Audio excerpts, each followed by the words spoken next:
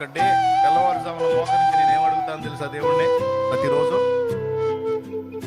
నా ఇష్టం, నా చిత్తం ఏది జరగకూడదయ్యా, ఏది జరగకూడదు. నా చిత్తమంతా ఓడిపోవాలి, నా సొంత ఆలోచనలన్నీ ఓడిపోవాలి. నేను ఆలోచించేది ఏదన్నా అది నీ చిత్తం అయితేనే నెరవేరాలి.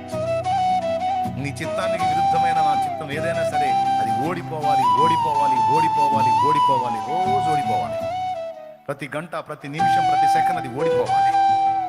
నీ హస్తాలే రోజు నన్ను గెలవాలి. ప్రతి దినం, ప్రతి క్షణం, ప్రతి నిమిషం, ప్రతి గంట నీ చేతులే నన్ను గెలవాలి. నీ ఉద్దేశాలే నన్ను గెలవాలి. నీ ఆలోచనలే నన్ను గెలవాలి. నా ఉద్దేశాలు గెలవద్దు నన్ను.